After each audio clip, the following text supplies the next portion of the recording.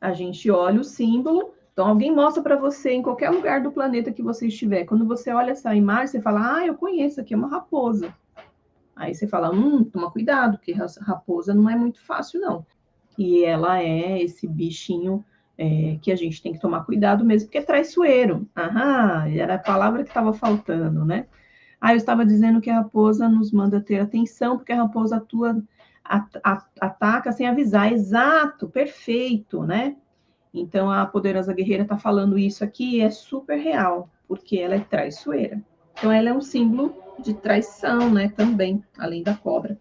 Então ela é mesmo essa coisa mais da desconfiança, né? Ela gera essa sensação porque ela fica arisca, esperando o momento certo para atacar.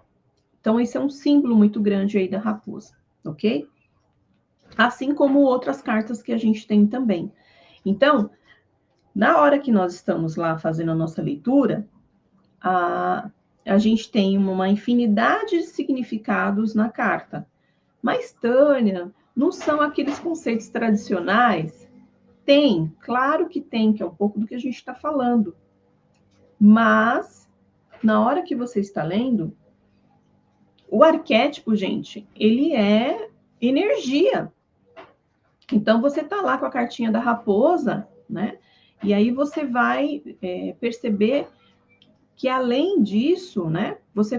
É como se você conseguisse acessar ainda mais a energia da raposa.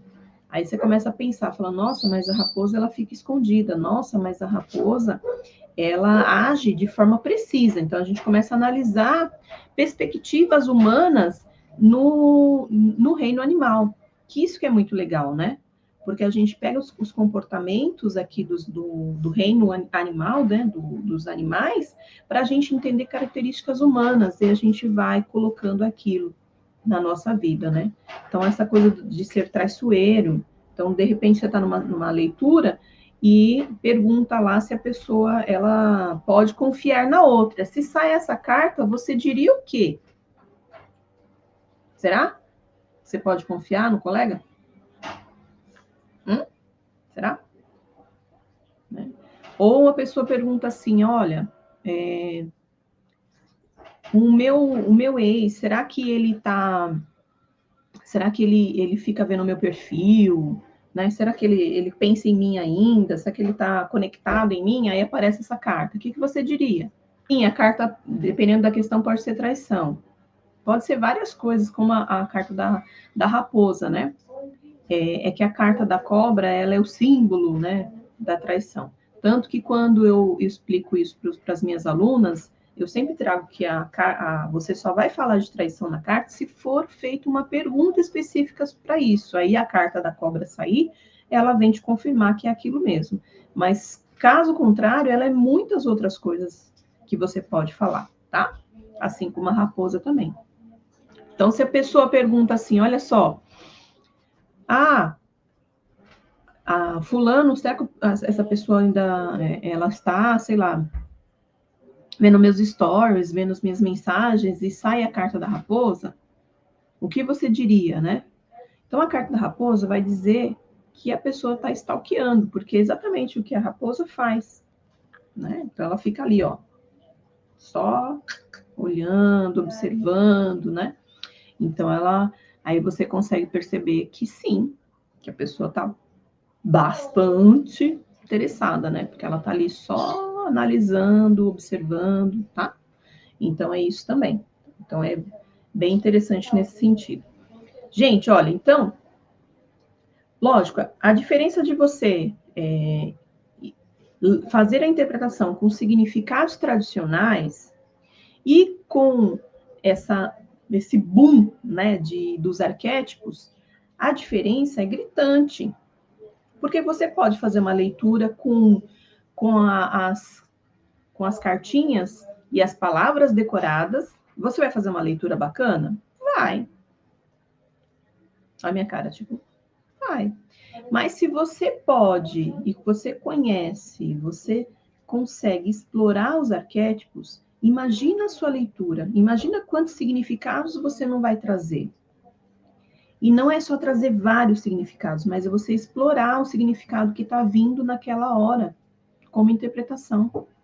Então, dependendo da pergunta, ontem mesmo uma consulente, ela me perguntou assim,